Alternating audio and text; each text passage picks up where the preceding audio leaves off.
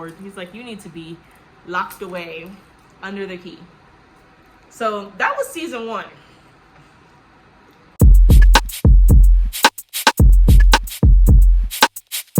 That was season 1. And so now he's moving forward with all of his tools and his dream realm. Oh, shoot. In his dream world back on top. So he's that guy again. And then he's like all talking about how I put way too much power into like these sigil, like this ruby. Like he's like, I need to do my own thing. So he's back to normal. He's rebuilding his kingdom, and he's like, I need to go find my nightmares and my dreams and stuff. Like he's got a major arcana, which is basically Galt, the Corinthian, who's still out there, and Fiddler's Grain. Alright. And this is where we come into, sorry, it's got creatine in it, so it's sour. This is where we start coming into like end of season 1, beginning of season 2. They're talking about the dream vortex, which is a person, right? So like as he's like building his kingdom back up again, like stuff starts happening. And there's this girl named Rose Walker, and basically she's a dream vortex, which basically means she can shatter the fragment between reality and the dream world itself, and like start to basically make dreams come true. Like she can run through other people's dreams and kind of bring their dreams to life with it. So she recently lost her mom, and they show like when she was younger, her and her younger brother were separated by the dad, because the dad was like, oh, he needs his father, basically just being vindictive and holding the son hostage. But both of the parents end up dying, and so the son was put into foster care. And at this point she's 21 and she's living her life, and she has a friend named Hippolyta Hall, and she recently lost her husband. So they're all just grief and trauma bonding all over the place. Boom. She's under the pretense that she's been called to London to do a story on genealogy and about the search for her brother Jed and different things like that. Come to find out, she goes and meets her great-grandmother, who was a victim of the sleepy sickness in the very beginning. And because she was asleep for so long, she's still kind of alive. She pretty much outlived everyone now. She ended up having a child because Dream's brother Desire impregnated her in her sleep, which, you know, I have issues with that, but like it is what it is. And she would always talk about her man with the golden eyes and stuff like that, and she'd be like, and then I had a baby, but obviously she was asleep the whole time. The baby went on to have another baby, and that baby had a baby, and now here we have Rose, the dream vortex. Which kind of makes sense, because like why wouldn't she have some weird dream powers if like her great-grandmother was a victim of the sleepy sickness. Boom. So now they're in London, and they're chatting it up on Rose and Hippolyta, which they call Lida in the show, and they're staying at basically a long stay bread and breakfast with a bunch of eclectics, like real good vibes, real good group, right? And stuff starts happening in the house when like it becomes obvious that she's the dream vortex and stuff. And at this point, Dream has his eyes on her, but he's like trying to find his nightmares and stuff. And she's still trying to find her brother. So she starts mind melding in all these people's dreams, except for one his name is Gilbert, and he's like an older gentleman that happens to be there, mostly a recluse, and he's just out there. Like he also lives in the house, but like he's like the only one whose dreams she never really got into. She's trying to find her brother and stuff still too, and she's telling the great-grandmother, she's like, I want the resources to find my brother, and then like we'll come back, we'll click clack. My cat, he's losing his goddamn mind. There must be someone out there. We'll chat it up and stuff once I find my brother. Boom. So they end up getting a hint, or no, she ends up in her brother's dream, right? She ends up in her brother's dream because come to find out, Dream's nightmare, the Gulp, was living in her brother's dream because she wanted to become a dream. She wanted to become good. She didn't want to be a nightmare anymore. And she was basically helping him navigate through childhood trauma that he was suffering in the foster home by like letting him play the hero in his dreams and like doing this thing. So like she was actually a good guy in the dreams Gulp.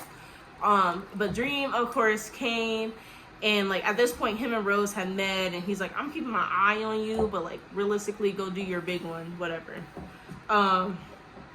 And so he's like promising basically Rose, oh, I hope you find your brother, whatever. You can like walk through people's dreams, and they coincidentally find what they both want at the same time, which is coincidentally in her brother's dream. And like in the dream her brother kind of tells her where he's at and stuff like that. Boom. So they're trying to call his social worker and stuff, and they're like, just check on him, because at this point they kind of get word that he's being abused in the home, which he was in the home. And the social worker comes and tries to check on him, and at this point the Corinthian gets word that like Dream is rounding them up. So he's like, I need to ASAP no Rocky, I need to get a hold of this situation and make sure can't no one get me.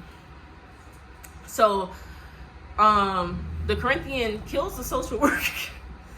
I know I'm skipping through some part, but those are just like willy-nilly, like you don't need to know about that. So the Corinthian kills Jed's social worker, which is the Rose's brother, goes to the house, kills the parents, kidnaps the child, calls in Rose, and it's like, oh, like meet me here and I'll reunite you with your brother or whatever. Like I have hold of him, like all's good, like basically whatever.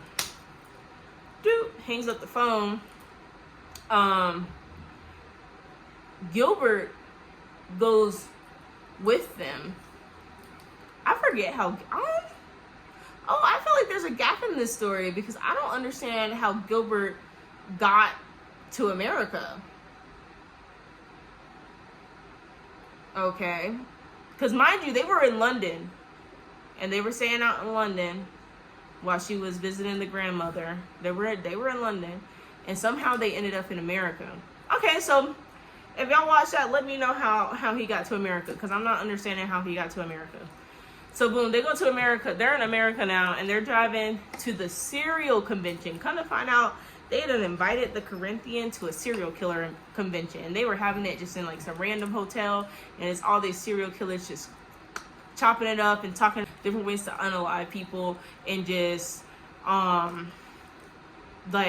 sharing techniques, why they do it, religious based, women in a male dominated field, extortion, like all types of stuff. Wild. That's what I'm saying. Some of this was just like, okay, like I don't know why y'all would think about that, but okay. So boom, they get there, and Gilbert recognizes the Corinthian right away and tells Rose, like, basically leaves a message for Rose at the front desk and is like, I have to go, bye. Jed sees the Corinthian, this crazy lady, and this dude killing someone, like someone that was basically being an imposter. Like he was pretending to be a serial killer in order to get hot tea on serial killers because he had a blog or something, which is wild to go into an area, like go into a literal convention with hundreds of serial killers and pretend to be one of them, right? And mind you, the Corinthian, he'd been up there for 100 years, so he knows everybody, he sees everything. So he tells them, yo, that serial killer's been dead for 3 months. And they're like, what? Ain't no way. And so they end up like taking him out, and Jed witnesses it, so they're chasing him. And then there's like one dude who is basically, I'm pretty sure he was like a child PO, if you know what I'm saying. And he tried to kidnap Jed and take him for himself and stuff. Mind you, this man said he hung out, I know this is just a show, but he said he hung out in amusement parks and did things with them, and there was plenty of places to hide. So when you're in a large crowd, make sure you watch your kids, because it really doesn't matter. Like, it doesn't matter. There's not enough security anywhere. All right, I'm telling you that right now. Anyway, so boom, like he's running. Rose sees him, grabs him. The Corinthian comes. She's like, I told you not to touch him. It's like a whole thing. Boom. Come to find out, whole time Gilbert is Fiddler's Green, which is one of the dreams that, well, they call him Morpheus. So I'm gonna start calling him Morpheus from this point. Lord Dream is also Morpheus. Okay. Morpheus created Fiddler's Green. It's like beautiful pasture, like when you go in your dreams. It's like every greenery that you could ever imagine. So Fiddler's Green is all like, I saw the Corinthian and he's here. Boom. So Dream goes, he rock all that serial killer stuff up tight. He goes into the serial killer convention. He's telling all them, you guys are the worst of humanity. You feed on sick people's values because you know deep down inside you're not good enough to be anything to actually contribute to society. And you take that out on other people and say that this is my right, this is my skill, this is what I love to do. But realistically, this is just insecurity. Like he's going in. He's going in. And at the end, basically he basically implanted that seed in their mind. And they all go and start offing themselves. Immediately. They just start offing themselves. He captures the Corinthian. He says, bye-bye. He's like, you'll live again, but not like this. And he, like, collapses him and, like, tells Lucien, just put him away from me somewhere, like, tight. Right? Boom. So, during this whole thing, too, like, the siblings and stuff, they're talking. They're doing their own little thing. One of the siblings, Destruction, actually left. He said, people will destroy whether I'm here or not. But they do go on a small side quest, him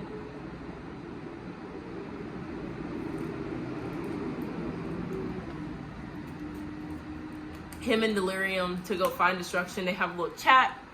Okay, cool. Destruction's like, I'm gonna go walk up the stars. It's sad you found me. There's like a couple of side quests on here, but we're gonna go to the main line. Also, like I said, Morpheus has a son. His son's name was Orpheus. They were born during like Grecian time when like mythology and gods were very strong. And his mom was Calliope, one of the muses. And so Orpheus could sing a song that make anyone want to do whatever he was singing about. He was in love. His love died. He went to the underworld to try to find her. They told him, don't look back until you get outside. Don't look back. He looked back. Boom, love was taken away. He lost his mind. He ended up headless, but because he had immortality, because he needed the immortality to go down to the underworld without dying, he lived on forever as a head. Boom, put that to the side. He is a head. He is being heavily guarded in on an island.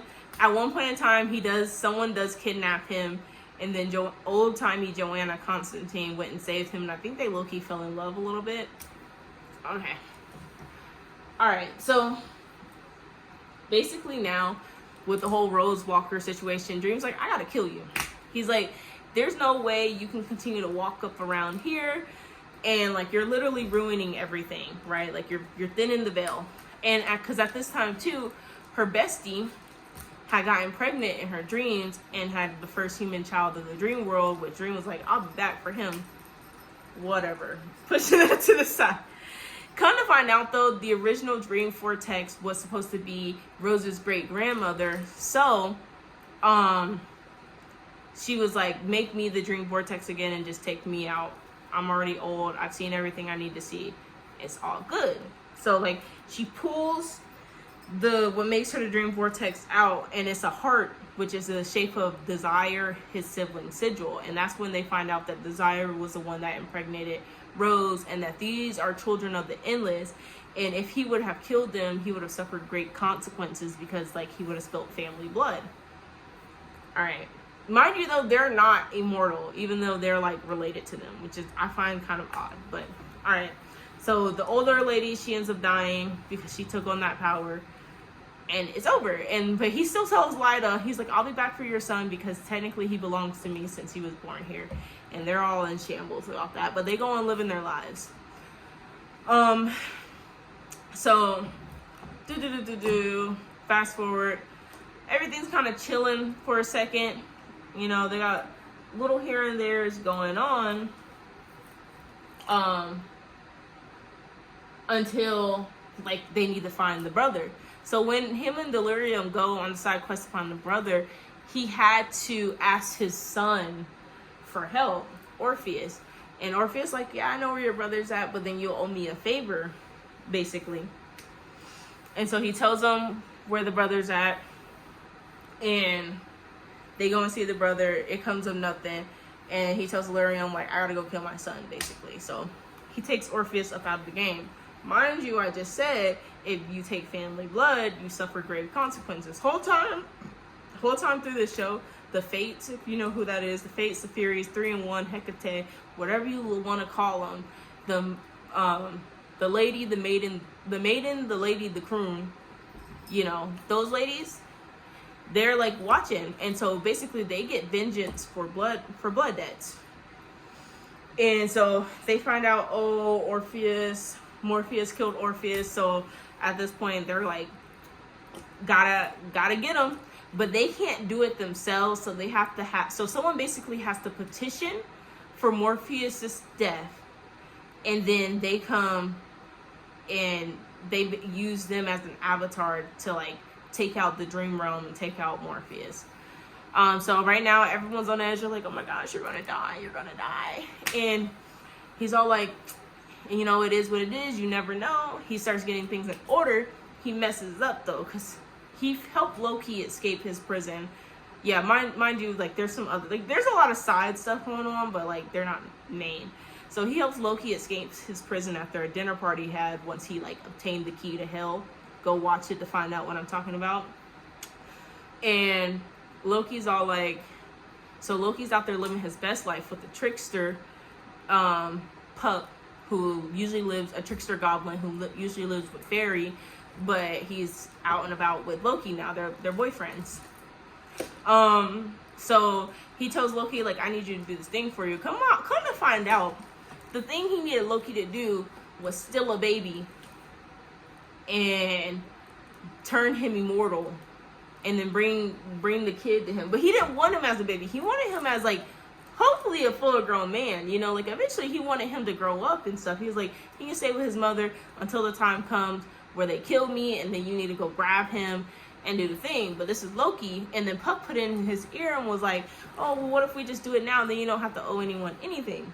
Puck ends up falling in love with the baby, so Loki puts Puck out with some sleepy powder, and then he throws the baby in the fire and basically turns the baby into a god because it burns away all the mortality.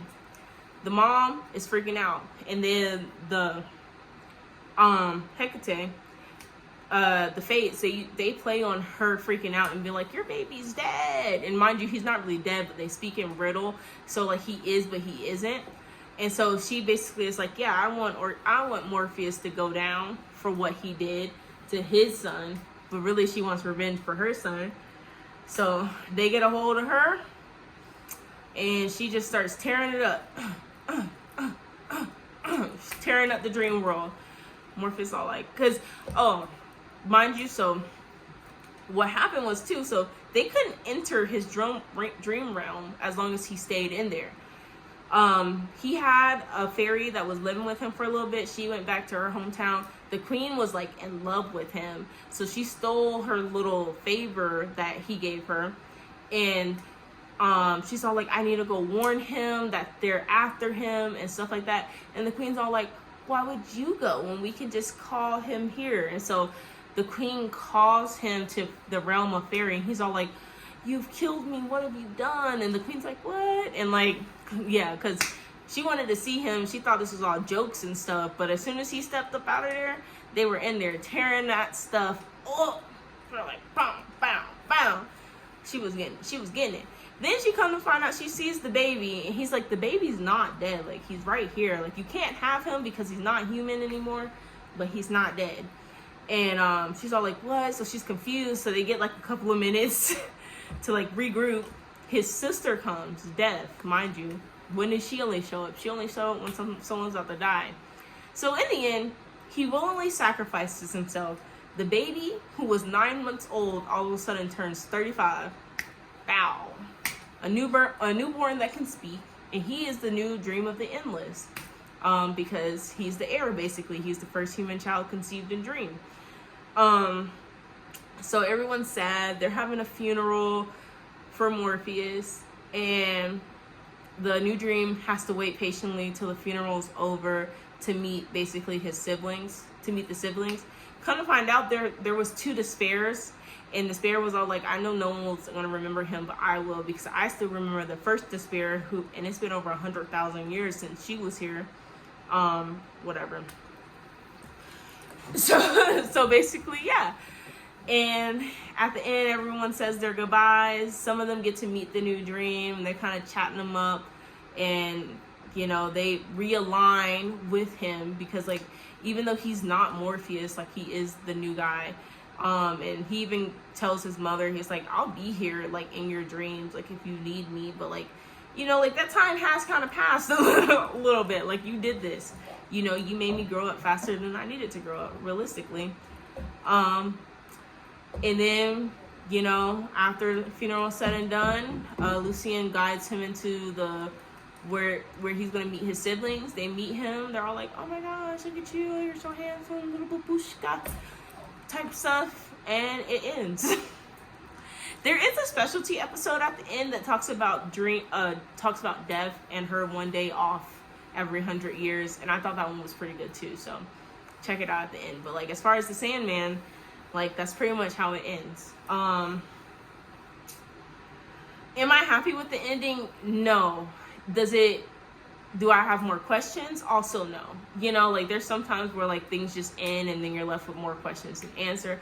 I just felt like the ending of the show was very anticlimactic compared to the fact that, like, throughout this whole show, this dude's had a complex. Like, even after, like, his reincarnation where he is more human, he has a little bit more compassion. Like, he still has, like, a weird God complex. And all of a sudden, like, you just let him go into the room and there's no speech.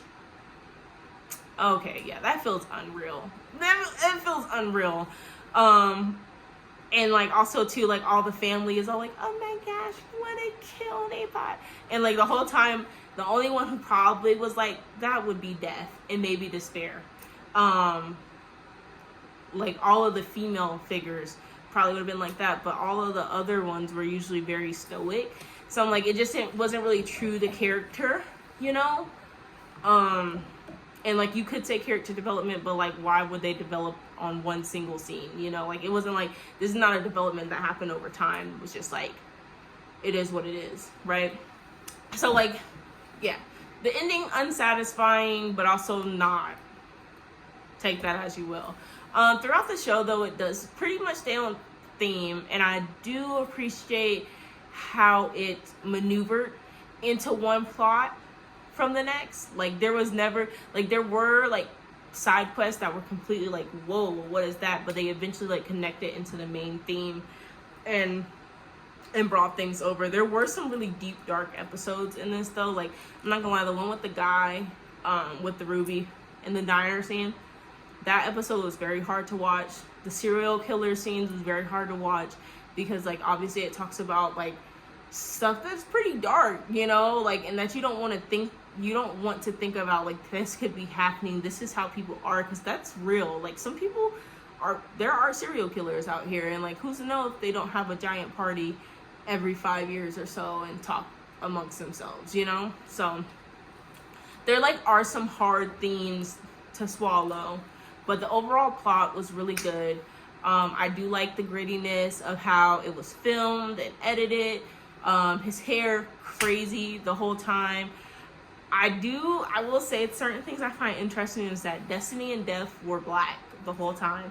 At the end, they also made Dream into a man of color. But, like, I just think Destiny and Death being the oldest two and they're being the only people of color out of this endless tribe really goes to tell about, like, what the first people, like, in the beginning you had, like, when you're born, you immediately have, like, destiny. Like, your life is going to play out some way. Like, even though there's multiple paths, those paths are still a part of your destiny. So, and then also, like, you're going to die. You know, like, those are your inevitables of life. And I find it interesting how those were represented by people of color. and all the rest of them were just pasty. Like, I mean, white, right? Mind you, their parents are time and space, and their father is white and their mother's black. So them like being portrayed specifically as just white or just black says a lot about like the thought process. That I don't care if you don't think so or not. I think it does. Yeah, like it was like a very good short series. Like every episode's about an hour, so it feels like it's taking a long time, but it was good. It was definitely a good watch. There's not really much more I can say about it. Like, I hope you go and check it out. I found it really interesting. I found it really cool. I think if you like fantasy and thought-provoking, but also like a little bit of like supernatural, I guess that's still fantasy, like, you will like this. So yeah, that was The Sandman. It's on Netflix currently. I don't know about any other streaming platform. I do believe it is a Netflix original. So, and it's all out there, so you don't have to wait for anything else. I hope to see you guys again at the next TV Talk. Peace.